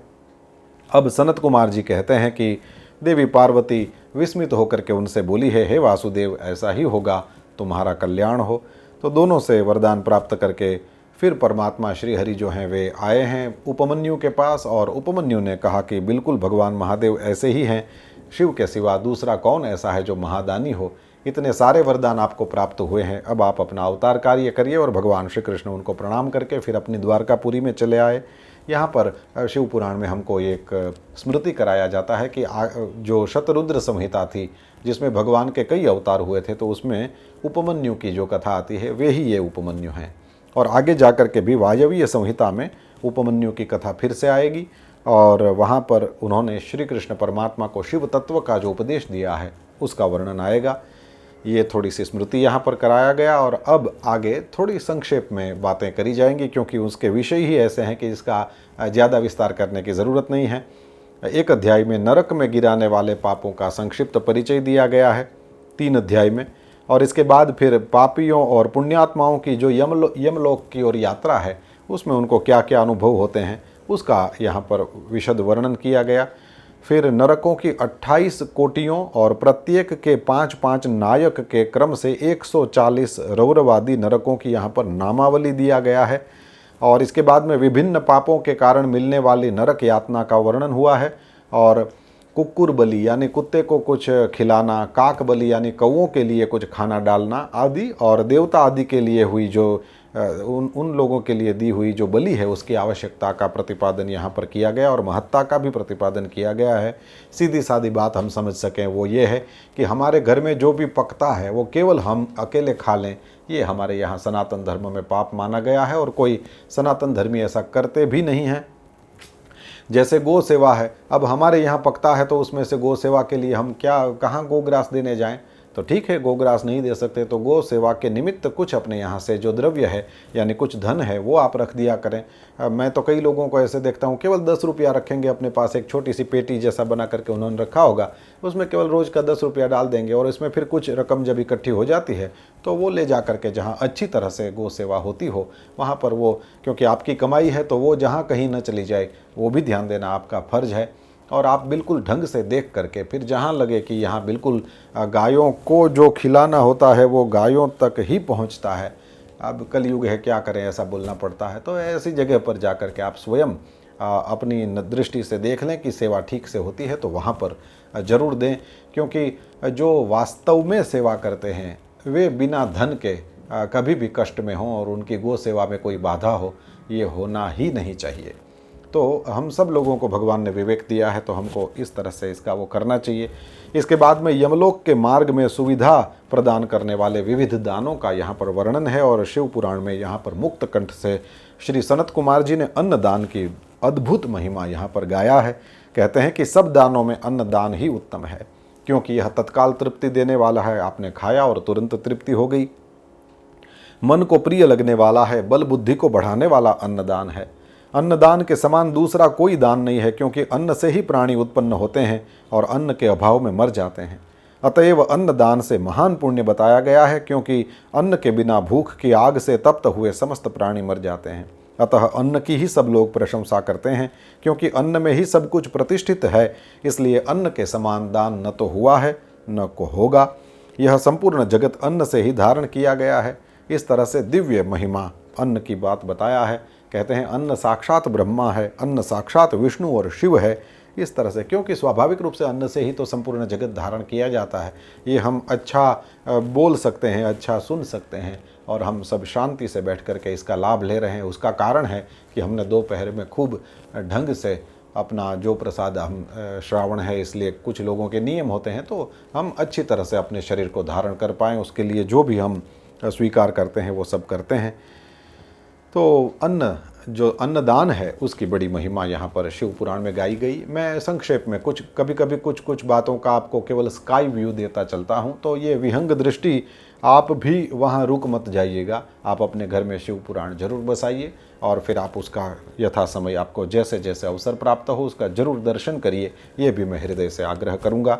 और फिर एक अध्याय में जलदान, जलाशय निर्माण, वृक्षारोपण सत्य भाषण और तप, इन सब की महिमा का वर्णन किया गया है। तो वृक्षों को लगाने का भी महिमा यहाँ पर खूब बताया है सनत कुमारों ने। ये हम लोगों के लिए बड़े आनंद की बात है। वैसे एनवायरनमेंट करने से कुछ नहीं होता है, केवल उसके समिट होते हैं। और फिर जो बहुत ज़्यादा प्रदूषण करने वाले हैं वो तो वैसा ही अपना करते रहते हैं, और जो भी दुनिया में सोर्सेस हैं उसका भारी मात्रा में दुरुपयोग और ये सब लोग करते ही रहते हैं। तो ये सब केवल बोलने से, प्रवचनों को करने से, समिट्स को करने से कुछ होता होगा तो वे जाने, पर हम अपनी ओर से इतना कर सकते हैं। मैंने ऐसा सुना है कि एक व्यक्ति अपने जीवन में 6 पेड़ का उपयोग करता है, तो कम से कम 6 पेड़ आप लगाओ और उसको बड़े हो जाए तब तक उसका ख्याल करो। उतना करते हैं तो आप बिल्कुल बैलेंस करते हैं, और फिर 7वां लगाते हैं तो फिर आप पृथ्वी को कुछ दे करके जाते हैं। यह करना बहुत अच्छा है। इससे पहले भी हमारी इसी शिव पुराण कथा में बात हुई है। आपके घर में आप जो भी फल आदि खाते हैं उसके बीजों को फेंक न दें ऐसे तैसे कहीं भी। और जब ये वर्षा की ऋतु हो, भारत में जैसे वर्षा की ऋतु चल रही है, इस ऋतु में यदि कभी भी बाहर निकलने का अवसर मिले तो फिर आप वो हाईवे आदि जगहों पर जहाँ पर निकले हों वहाँ पर उन बीजों को फेंक दें, या फिर जिस तरह से ढंग से कोई संस्थाएं काम करती हो। एक संस्था के बारे में जानता हूँ, क्योंकि मेरे नाम से लेस्टर से एक दंपति है, रवि और उसकी पत्नी ने, दोनों ने मिलकर के गंगा किनारे पर, वहाँ जहाँ बक्सर है बिहार में, वहाँ पर एक पेड़ बोवाया है। और वहाँ वाले लोगों ने तो इतना ढंग से किया है कि आपको एक कोड दिया जाता है, और उनके वेबसाइट पर जाकर के जैसे ही आप उस कोड को दाखिल करते हैं तो आपको अपना वृक्ष जो है वो कितना बड़ा हुआ है उसका ढंग से आपको वो चित्र आदि दिखाते हैं। तो ये बहुत अच्छी प्रवृत्ति है, ताकि विश्वास भी बना रहे और इस तरह से किया भी जाए।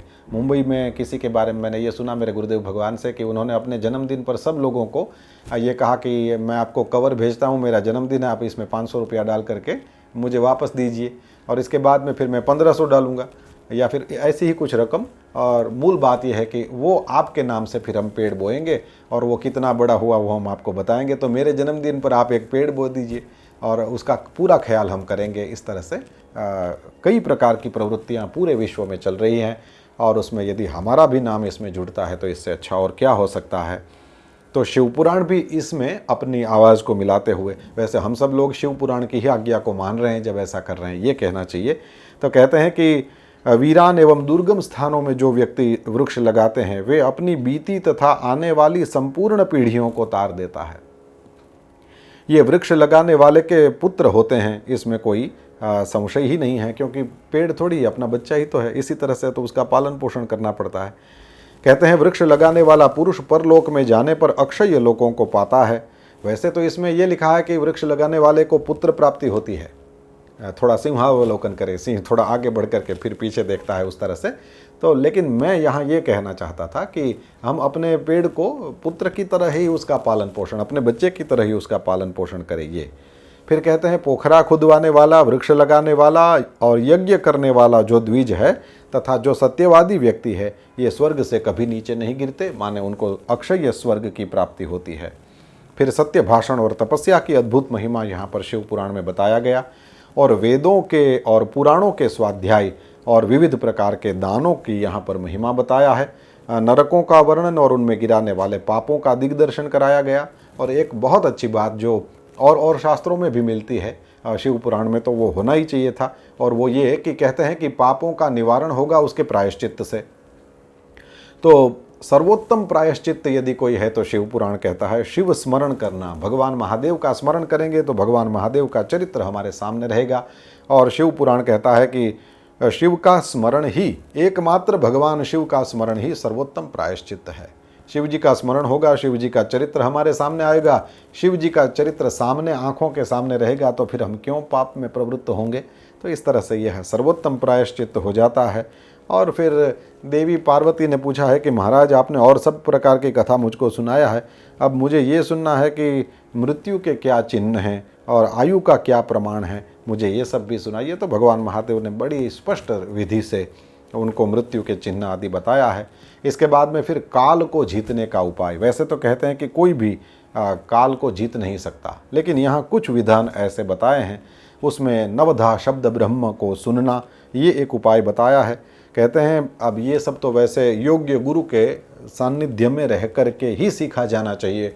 और वे जब आपको प्रमाण पत्र दें कि ये सब आपको ये आ गया है तो उसके बाद में ही करना चाहिए।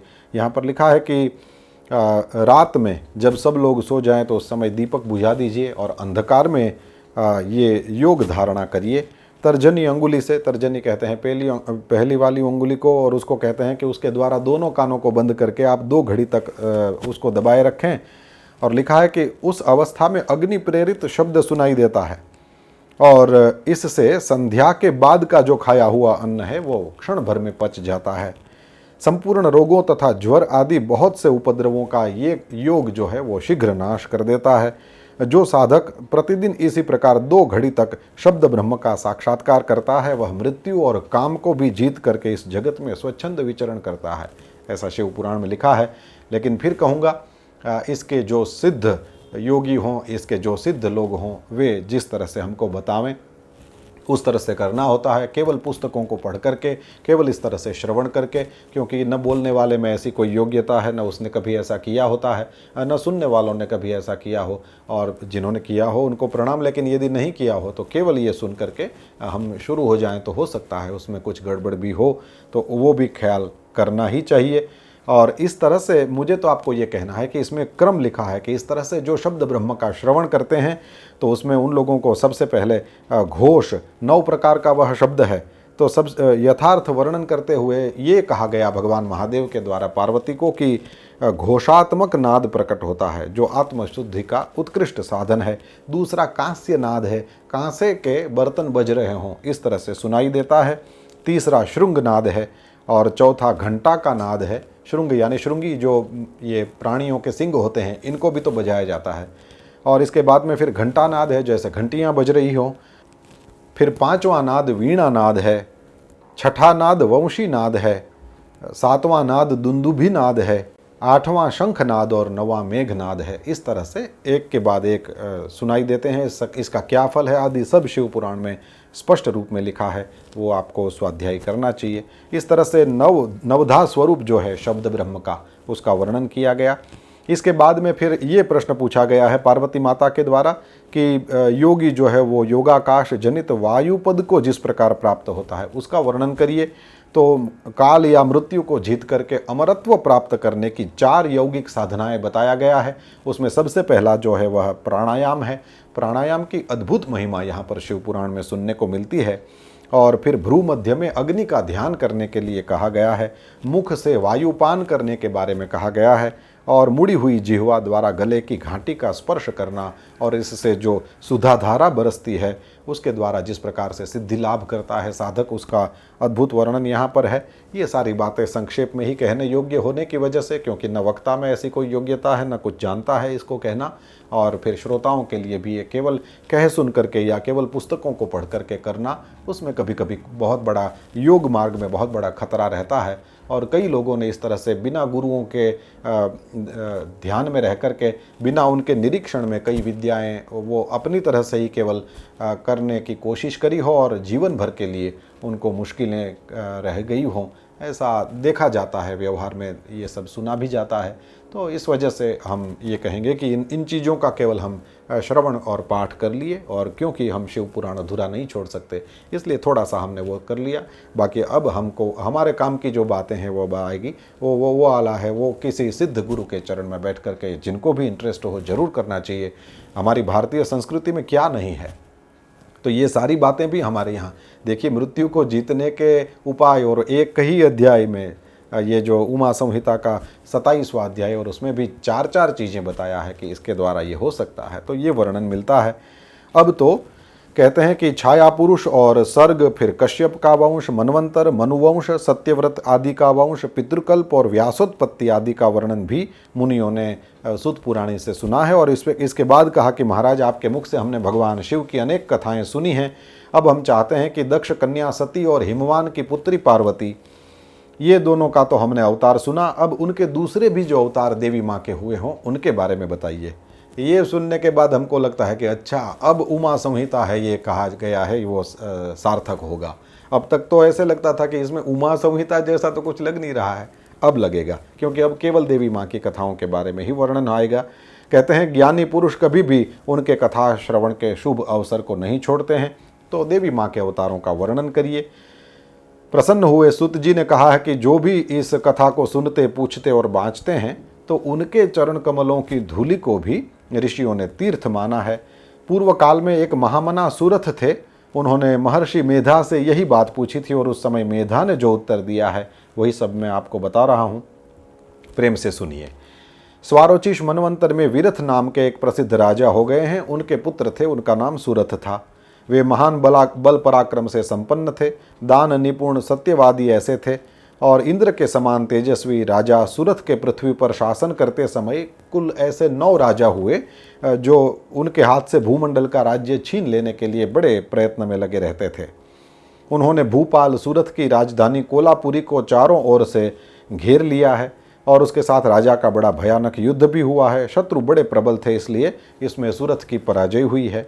शत्रुओं ने सारा राज्य अपने अधिकार में कर लिया और सूरथ को कोलापुरी से निकाल दिया। राजा अपनी दूसरी पुरी में आए और वहाँ फिर मंत्रियों के साथ रह करके राज्य करने लगे। प्रबल विपक्षियों ने वहाँ पर भी आक्रमण कर दिया और उन्हें पराजित कर दिया। अब तो दैव योग से राजा के मंत्री आदि गण भी उनके शत्रु बन बैठे। खजाने में जो भी धन संचित था वो सब भी चला गया और फिर सूरथ जो राजा हैं वे शिकार के बहाने अपने राज्य से बाहर निकल गए। अकेले ही घोड़े पर सवार होकर के चले गए गहन वन में। वहाँ पर इधर उधर घूमते हुए राजा ने एक श्रेष्ठ मुनि का आश्रम देखा जो चारों ओर फूलों के बगीचे लगे होने से बड़ी शोभा पा रहा था। वेद मंत्रों की ध्वनि वहाँ पर गूंज रही थी। सब जीव जंतु शांत भाव से वहाँ रहते थे। मुनि के शिष्यों और प्रशिष्यों तथा उनके भी शिष्यों ने उस आश्रम को सब ओर से घेर रखा था और उस आश्रम में महाबली व्याघ्र आदि अल्पशक्ति वाले गौ आदि पशुओं को पीड़ा नहीं देते थे। ये सब देखा तो बड़े प्रसन्न हुए। फिर वहाँ गए हैं तो मुनीश्वर मेधा ने उनको बड़े प्रेम से मीठे वचन, भोजन और आसन द्वारा उसका स्वागत किया और उसको आदर सत्कार किया है।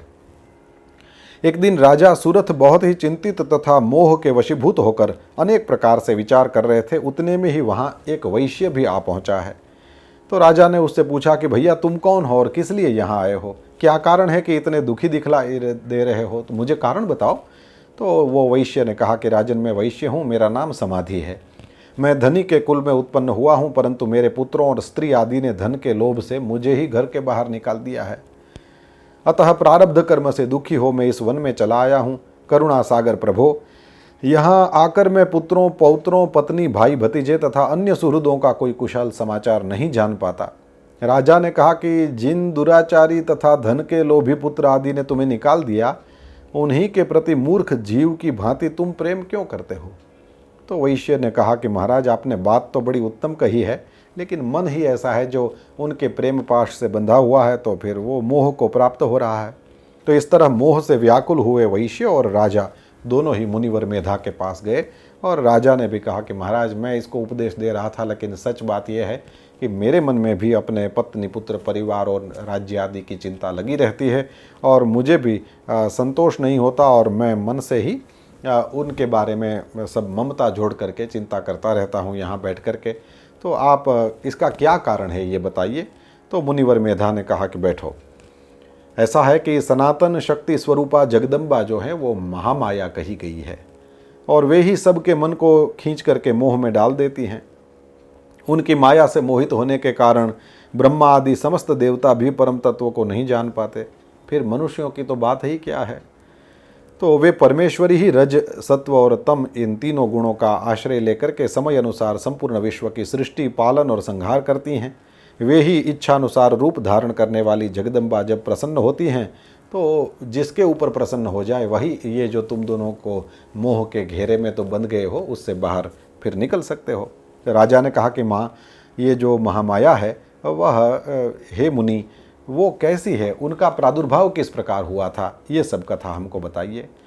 तो ऋषि ने कहा कि जब सारा जगत एकार्णव के जल में निमग्न था और योगेश्वर भगवान केशव शेष की शैया बिछा करके योग निद्रा का आश्रय लेकर के शयन कर रहे थे, उन्हीं दिनों भगवान विष्णु के कानों के मल से 2 असुर उत्पन्न हुए जो भूतल पर मधु और कैटभ के नाम से विख्यात हैं।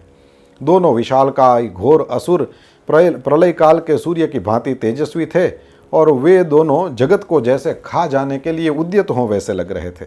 दोनों भगवान विष्णु की नाभि से प्रकट हुए कमल के ऊपर विराजमान ब्रह्मा को देख करके कहने लगे, अरे तू कौन है? ऐसा कहते हुए वे उनको मार डालने के लिए उद्यत हो गए। ब्रह्मा जी ने देखा ये दोनों दैत्य आक्रमण करना चाहते हैं और भगवान जनार्दन तो समुद्र के जल में सो रहे हैं। तब उन्होंने परमेश्वरी का स्तवन किया है और उनसे प्रार्थना की कि हे अंबिके, तुम इन दोनों दुर्जय असुरों को मोहित करो और अजन्मा भगवान नारायण को जगा दो। उस समय फाल्गुन शुक्ला द्वादशी थी। त्रैलोक्य मोहिनी शक्ति के रूप में प्रकट होकर के देवी माँ महाकाली के रूप में विख्यात हुई हैं। तदनंतर आकाशवाणी हुई है कि कमलासन डरो मत, आज युद्ध में मधुकैटभ को मार करके मैं तुम्हारे कंटक का नाश करूंगी। देवाधिदेव उस समय ऋषिकेश जनार्दन भी जाग उठे और अतुल तेजस्वी उन दैत्यों का और इन भगवान विष्णु का 5000 वर्षों तक बाहुयुद्ध हुआ है। और फिर दानवों ने लक्ष्मीपति से बड़े प्रसन्न हो गए, तो उन दानवों ने लक्ष्मीपति विष्णु को ये कहा कि तुम हमसे मनोवांछित वर ग्रहण करो। नहीं तो ये होता है ना कि विष्णु भगवान कहें कि तुम मनोवांछित वर, ये दानवों ने कहा विष्णु भगवान को, और विष्णु भगवान ऐसे हैं कि ये सब समझते हैं। तो उन्होंने उस समय ये कुछ नहीं कहा कि जगत का नाथ हूँ, तुम मुझसे वरदान मांगने के लिए कहते हो। तुरंत कहा कि यदि तुम लोग प्रसन्न हो तो मेरे हाथ से मारे जाओ और यही मेरा वरदान है, और ये दो, और मुझे कुछ नहीं चाहिए। तो ऋषि ने कहा कि उन दोनों असुरों ने देखा कि सारी पृथ्वी एकारणव के जल में डूबी हुई है, तो सोच करके केशव को कहा कि देखो, हम दोनों को तुम ऐसी जगह मारो जहाँ पर कहीं भी जल न हो, जल से भीगी हुई धरती न हो। तो भगवान केशव ने कहा कि बिल्कुल ठीक है, और उन्होंने अपना परम तेजस्वी चक्र उठाया और अपने जांघ पर जांघ उठाई, और वहाँ कहाँ जल था, वो वहाँ कहाँ गीला था कुछ भी, तो उस पर उनके मस्तक रख करके काट डाला। तो ये इस प्रकार से माँ कालिका की कृपा से विष्णु भगवान इन दोनों मधु और कैटभ को मार पाए। यह कालिका की उत्पत्ति का प्रसंग कहा गया है। अब महालक्ष्मी के प्रादुर्भाव की कथा सुनाई जाएगी। अब ऋषि कहते हैं कि राजन, रंभ नाम से प्रसिद्ध एक असुर था जो दैत्य वंश का शिरोमणि माना जाता था। उससे महातेजस्वी महिष नामक दानव का जन्म हुआ था। दानवराज महिष समस्त देवताओं को युद्ध में पराजित करके देवराज इंद्र का जो सिंहासन है उस पर जा बैठा और स्वर्गलोक में रह करके त्रिलोकी का राज्य करने लगा है। देवता सब डर के मारे श्री ब्रह्मा जी की शरण में ब्रह्मा जी उन सबको साथ लेकर के जहाँ शिव जी और विष्णु भगवान विराजमान थे वहाँ पर गए हैं, और देवताओं ने शिव और केशव को नमस्कार किया और सारी जो बातें थे वो ब्यौरेवार सुनाई है। और वे सब कहने लगे कि महाराज, ये दानवराज महिषासुर ने तो सम्रांगण में हम सबको जीत करके स्वर्ग से बाहर ही फेंक दिया है जैसे, तो हम सब लोगों के जो कर्तव्य कर्म है वो भी पापात्मा असुर खुद ही करने लगा है। इसलिए अब आप उस असुर के वध का उपाय जो है वो शीघ्र ही सोचें। देवताओं की बात सुनकर के शिव और विष्णु ने अत्यंत क्रोध किया है और रोष के मारे उनके नेत्र घूमने लगे हैं। तब अत्यंत क्रोध से भरे हुए भगवान शिव और विष्णु के मुख से तथा अन्य देवताओं के शरीर से तेज प्रकट हुआ है। वह तेज का महान पुंज अत्यंत प्रज्वलित हो 10 दिशाओं से प्रकाशित हो उठा है। 10 दिशाओं में प्रकाशित हो उठे उस तेज को देख करके सब देवता आदि सब दुर्गा जी के ध्यान में लगे हैं, और उन सब देवताओं ने उस तेज को प्रत्यक्ष देखा। संपूर्ण देवताओं के शरीरों से निकला हुआ वह अत्यंत भीषण तेज एकत्र होकर के एक नारी के रूप में परिणत हो गया है। वह नारी साक्षात महिषमर्दिनी देवी यही थी, और उनका प्रकाशमान मुख शिव के तेज से प्रकट हुआ था। भुजाएं विष्णु के तेज से उत्पन्न हुई थी। इस तरह से देवताओं के तेज से प्रकट हुई कमलालया लक्ष्मी ही वह परमेश्वरी थी। देवेश्वरों ने शिवा देवी को अस्त्र शस्त्र से संपन्न करने का विचार किया। महेश्वर ने महेश्वरी को शूल समर्पित किया। विष्णु भगवान ने चक्र दिया है, वरुण ने पाश दिए हैं। इस तरह से सब लोगों ने अपने अपने अस्त्र शस्त्र देवी को दिए हैं, और फिर देवताओं ने देवी की जय जयकार करी है। जगदम्बा का भक्ति गदगद वाणी द्वारा सब देवताओं ने स्तवन भी किया है, और इसके बाद में फिर सारे दैत्य आदि सामने अस्त्र शस्त्र लेकर के खड़े हैं। तो देवी माँ भी सब लोगों के साथ उनके साथ युद्ध करने के लिए तैयार हुई है, और सारे देवता भी उनके साथ में, और फिर युद्ध होने लगा है। महिषासुर का देवी के साथ फिर तो माया युद्ध होने लगा है। और उस समय देवी माँ ने क्या किया कि कूद करके वे महिषासुर पर चढ़ गई और अपने पैर से उसे दबाकर उन्होंने भयंकर शूल से उसके कंठ में आघात किया है। उनके पैर से दबा होने पर भी महिषासुर अपने मुख से दूसरे रूप में बाहर निकलने लगा। अभी आधा ही शरीर उसका निकला था, तब तक देवी ने अपने प्रभाव से उसे रोक दिया है। आधा निकला होने पर भी वह महाअधम दैत्य देवी के साथ युद्ध करने लगा। तब देवी ने बड़ी तलवार लेकर के उसका सिर काट दिया है और उस असुर को धराशायी कर दिया है। फिर तो उसके सैनिक गण सब हाय हाय करने लगे हैं और त्राही त्राही की पुकार करने लगे हैं।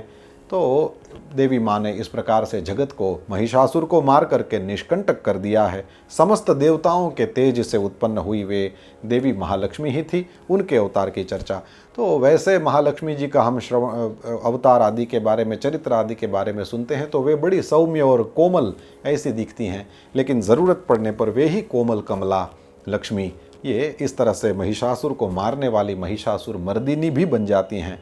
इसका यहाँ पर वर्णन किया गया। फिर ऋषि कहते हैं कि पूर्व काल में शुंभ और निशुंभ नाम के दो प्रतापी दैत्य थे। त्रिलोकी के राज्य पर उन्होंने भी बलपूर्वक आक्रमण किया है। उनसे पीड़ित देवता सब भागे और हिमालय पर्वत की शरण ली है और फिर देवी उमा का स्तवन किया है उन्होंने। यहाँ पर शिव पुराण में दिव्य वह स्तवन भी दिया गया है।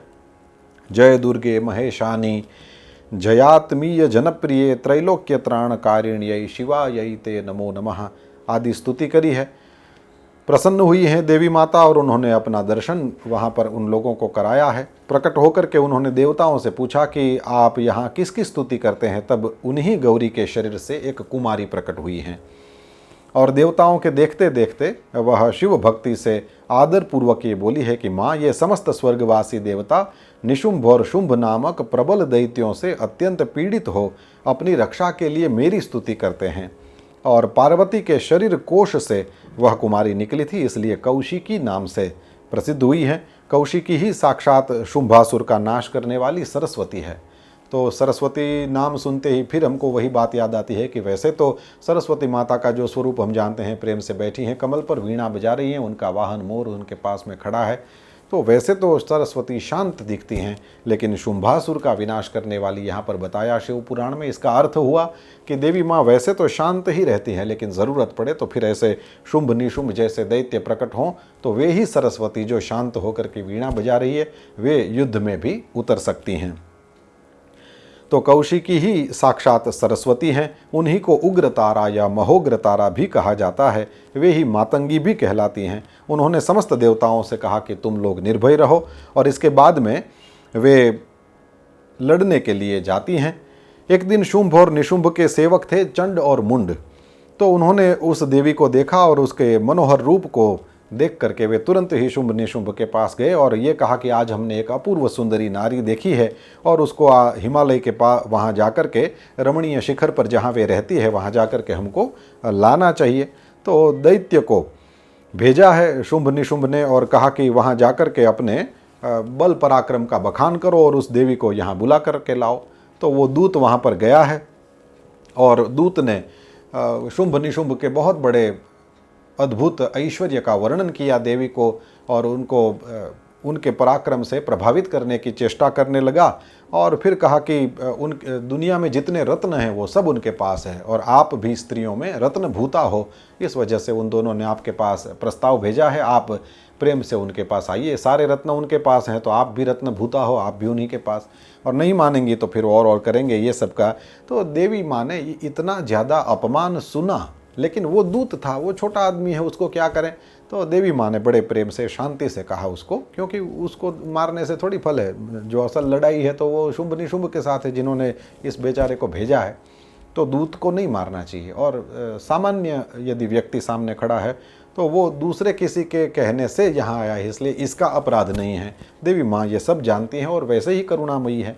तो उन्होंने कहा कि दूत तुम तो सच कहते हो, तुम्हारे कथन में कुछ भी असत्य नहीं है, लेकिन क्या है कि मैंने पहले से ऐसी प्रतिज्ञा कर रखी है, वो भी अज्ञानवश ही हुई है, मैंने बालकपन में अभी वो प्रतिज्ञा कर ली, लेकिन क्या करें, अब वो प्रतिज्ञा पूरी हो जाए तो मुझे अच्छा लगेगा। प्रतिज्ञा क्या थी? बोले यही कि जो मेरा घमंड चूर कर दे, जो मुझे युद्ध में जीत ले, उसी को मैं पति बना सकती हूँ। तो यही मेरी अटल प्रतिज्ञा है। इसलिए शुंभ निशुंभ को कहो ना कि तुम तो दुनिया में सबसे ज़्यादा बलवान हो, तो तुम दोनों आओ और फिर मेरे साथ लड़ना क्या और मुझे जीतना क्या, बस इतना कर लो और फिर मैं तुम्हारी। तो वो गया है दूत और शुंभ निशुंभ को ये सब सुना दिया।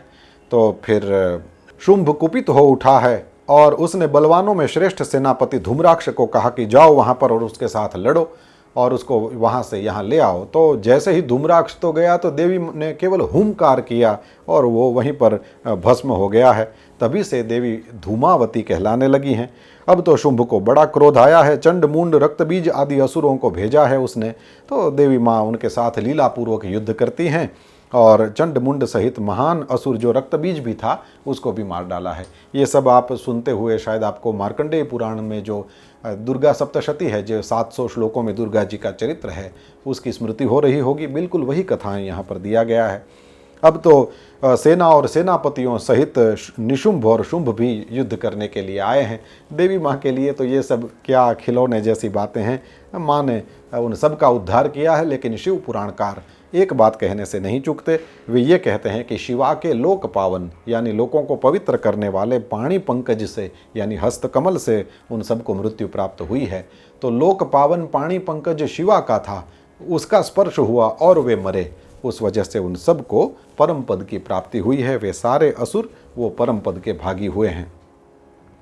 अब एक दिव्य कथा सुनाते हुए मुनियों ने कहा कि संपूर्ण पदार्थों के पूर्ण ज्ञाता सुत जी, भुवनेश्वरी उमा के जिनसे सरस्वती भी प्रकट हुई थी, उस अवतार का पुनः वर्णन कीजिए। तो सुत जी ने कहा कि ऐसा हुआ कि एक समय देवता और दानवों में युद्ध हुआ था और सब लोग महामाया के प्रभाव से जो देवता लोग थे उनकी विजय हुई। तो जैसे ही विजय हुई, देवताओं को अपनी शूरवीरता पर बड़ा गर्व हो गया और वे आत्म प्रशंसा करते हुए हम लोग धन्य हैं आदि बोलने लगे। तो डींग हाँक रहे थे उस समय उनके समक्ष एक तेज का महान पुंज प्रकट हुआ जो पहले कभी भी देखने में नहीं आया था। उसे देख करके सब देवता विस्मय से भर गए। वे रूंधे हुए गले से पूछने लगे कि ये क्या है, ये क्या है। तो उनको ये पता नहीं था कि ये भगवती श्यामा का उत्कृष्ट प्रभाव है जो देवताओं का अभिमान चूर्ण करने के लिए ही प्रकट हुआ है। तो उस समय देवराज इंद्र ने देवताओं को आज्ञा दी कि ऐसा करो, तुम लोग जाओ और यथार्थ रूप से परीक्षा करो कि ये कौन है। तब इंद्रदेव के भेजने से वायुदेव उस तेजह पुंज के निकट गए। तो तेजो राशि ने वायुदेव को पूछा कि तुम कौन हो। तो बड़े अभिमान में वायु देवता कहते हैं कि मैं वायु हूँ, मैं संपूर्ण जगत का प्राण हूँ। मुझ सर्वाधार परमेश्वर में ही यह स्थावर जंगम रूप सारा जगत ओतप्रोत है। मैं ही समस्त विश्व का संचालन करता हूँ। तब उस महातेज ने यह कहा कि वायो, यदि तुम जगत के संचालन में समर्थ हो तो ये छोटा सा घास का टुकड़ा यहाँ पर रखा है, इस तृण को तुम अपनी इच्छा अनुसार चलाओ तो सही, उसको केवल हिला डुला करके दिखाओ। तो वायु ने सभी उपाय करके अपनी सारी शक्ति लगा दिया है, लेकिन उस तिनके को वे अपने स्थान से तिल भर भी हटा नहीं पाए। वायुदेव लज्जित हो गए, वापस आ गए। इसके बाद में फिर इंद्र ने बारी बारी समस्त देवताओं को भेजा है, लेकिन कोई भी वो जानने में समर्थ नहीं हो सके। तो फिर इंद्र स्वयं गए हैं और इंद्र को आते देख करके वह अत्यंत दुस्सह जो तेज था वो तत्काल ही अदृश्य हो गया है। इंद्र महाराज बड़े विस्मित हुए और मन ही मन बोलने लगे कि जिनका ऐसा चरित्र है उन सर्वेश्वर की मैं शरण लेता हूँ। तो हजारों नेत्र वाले जो इंद्र महाराज हैं उन्होंने बार बार इसी भाव का चिंतन किया है। और उस समय चैत्र शुक्ला नवमी और उसका दोपहर का समय था। चैत्र शुक्ला नवमी तो रामनवमी मानी जाती है। उसी समय दोपहर में ही वहाँ पर देवताओं पर दया करने के लिए सच्चिदानंद स्वरूपिणी शिव प्रिया उमा जो हैं वो वहाँ पर प्रकट हो गई। वे उस तेजह पुंज के बीच में ही विराज रही थी, अपनी कांति से दसों दिशाओं को प्रकाशित कर रही थी।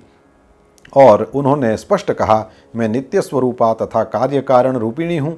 मैं ही कभी प्राण वल्लभा का आकार धारण करती हूँ और कभी स्त्री और कभी पुरुष रूप, दोनों रूप में मैं प्रकट हो जाती हूँ। यही मेरा अर्धनारीश्वर रूप है। तो शिव जी भी अर्धनारीश्वर रूप में प्रकट होते हैं और देवी माँ भी अर्धनारीश्वर रूप में प्रकट होती हैं। इसका अर्थ ही यही हुआ कि वह परम तत्व न तो केवल पुरुष है, न तो केवल स्त्री है, वह स्त्री भी है, वह पुरुष भी है, वह सबका अधिष्ठाता है या वे सबकी अधिष्ठात्री हैं। इसलिए पुरुष स्त्री के भेद के द्वारा उस परम तत्व को हम नहीं समझ सकते और ये भेद हम कर भी नहीं सकते। देवी माँ ने कहा, मैं ही सर्वरूपिणी ईश्वरी हूँ और मैं ही सृष्टिकर्ता ब्रह्मा हूँ, जगत पालक विष्णु हूँ तथा मैं ही संहार करता रुद्र भी हूँ। मैं विश्व को मोहन में डालने वाली महामाया भी मैं ही हूँ। तो इस प्रकार से देवी ने कहा कि ये सब गर्व आदि छोड़ो, तुम लोगों ने जीत लिया असुरों को आदि, और तुम प्रेम से मेरा भजन करो बस। देवी का यह करुणायुक्त वचन सुनकर के देवता सब प्रसन्न और परमेश्वरी की सब स्तुति करने लगे हैं। अब मुनियों ने देवी माँ का और भी चरित्र सुनने की आकांक्षा रखी तो सुत पुराणी ने कहा कि दुर्गम नाम से विख्यात एक असुर था। वो रुरु का महाबलवान पुत्र था और ब्रह्मा जी ने उनको वरदान दिया था तो उसने चारों वेदों को अपने हाथ में कर लिया और इसके बाद में फिर वो उत्पात करने लगा। देवता सब गए हैं देवी माँ की शरण में और महेश्वरी योग माया की शरण में जा करके उनकी स्तुति करने लगे, हे माँ रक्षा करो रक्षा करो। तो देवी माँ उन सब देवताओं की व्याकुल प्रार्थना सुन करके और इसके बाद में उन सब के सामने प्रकट हो गई और देवी माँ ने उन सब प्रजाजनों को कष्ट उठाते देखा तो उनकी नेत्रों में करुणा के आंसू छलक आए। यहाँ पर शिव पुराण में बड़ी विचित्र बात लिखी है कि उन सबको इस तरह से व्याकुल देख करके देवी माँ लगातार 9 दिन और 9 रात तक रोती रहीं। उन्होंने अपने नेत्रों से अश्रु जल की सहस्रों धाराएं प्रवाहित की और उन धाराओं से सब लोग तृप्त हो गए और समस्त औषधियां भी सींच गई और सरिताओं तथा समुद्रों में अगाध जल भर गया। पृथ्वी पर साग और फल मूल के अंकुर उत्पन्न होने लगे। देवी शुद्ध हृदय वाले महापुरुषों को अपने हाथ में रखे हुए फल बांटने लगी। उनका स्वरूप ही ऐसा था। उनके 4 हाथ थे तो एक में धनुष्य था, एक में बाण था, एक में कमल था और एक में ये नाना प्रकार के फल मूल लिए हुए थी। तो वो सबको बांटने लगी। तो उन्होंने गौओं के लिए सुंदर घास और दूसरे प्राणियों के लिए भी यथा योग्य भोजन प्रस्तुत किया है और कहा कि बताओ और तुम्हारा कौन सा कार्य सिद्ध करूं। तो सब एकत्र होकर के बोले कि दुर्गमासुर के द्वारा अपहृत जो वेद है उनको ला करके हमको वापस दीजिए, क्योंकि वेद ही तो हैं जो सनातन धर्म के मूल हैं। वेदो खिलो धर्म मूलम, ये हमारे यहाँ कहा गया है। तो देवी माँ ने कहा बिल्कुल चिंता मत करो, मैं शीघ्र ही तुम्हें संपूर्ण वेद ला करके दूंगी। तो उस दैत्य को दुर्गमासुर को पता चल गया कि देवी माँ मुझे मारने के लिए आने वाली हैं, तो फिर वो अपनी सेना को लेकर के चारों ओर से देवपुरी को घेर लेता है। तब शिवा वहाँ से बाहर आ गई हैं और देवी और दैत्य दोनों में घोर युद्ध आरंभ हुआ है। और उस समय सम्रांगण में दोनों ओर से कवच को छिन्न भिन्न कर देने वाले तीखे बाणों की वर्षा होने लगी। इसी बीच में देवी के शरीर से सुंदर रूप वाली काली, तारा, छिन्नमस्ता, श्रीविद्या, भुवनेश्वरी, भैरवी, बगला, धूम्रा, श्रीमती, त्रिपुर सुंदरी और मातंगी, ये 10 महाविद्याएं अस्त्र शस्त्र लिए निकली हैं और भी दिव्य मूर्ति वाली असंख्य मातृकाएं प्रकट हुई हैं। और फिर भयंकर युद्ध हुआ है और उसमें देवी ने त्रिशूल की धार से उस दुर्गम दैत्य को मार डाला है।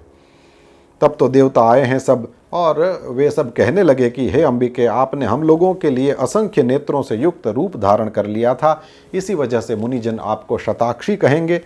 अपने शरीर से उत्पन्न हुए शाकों द्वारा आपने समस्त लोगों का भरण पोषण किया है, इसलिए शाकंभरी के नाम से आपकी ख्याति होगी। हे शिवे, आपने दुर्गम नामक महादैत्य का वध किया है, इसलिए दुर्गम को मारने वाली यानी दुर्गा, ये इस नाम से आपकी प्रसिद्धि होगी। बार बार सबने प्रणाम किया है और देवी ने कहा है कि देवताओं जैसे बछड़ों को देखकर गौएं व्यग्र हो उतावली के साथ उनकी ओर दौड़ती है, उसी तरह मैं भी तुम सबको देख करके व्याकुल हो दौड़ी आती हूँ। तुम्हें न देखने से मेरा एक क्षण भी युग के समान बीतता है। ये स्वरूप जो है वह करुणामयी माँ का स्वरूप है। कहा कि मैं तो तुम्हारे लिए अपने प्राण भी दे सकती हूँ। ये कहाँ पर हमको देखने सुनने को मिल सकता है? इतनी दयालु माँ और कहाँ पर है? तो माँ ने इस तरह से कहा है। फिर कहा, मैं यशोमयी देवी नंद पत्नी यशोदा के गर्भ से योनिज रूप धारण करके गोकुल में उत्पन्न होंगी और उस समय मेरा नंदजा ऐसा नाम होगा। उसके बाद भ्रमर का रूप धारण करके अरुण नामक असुर का वध करूंगी, तब लोग मुझे भ्रामरी कहेंगे।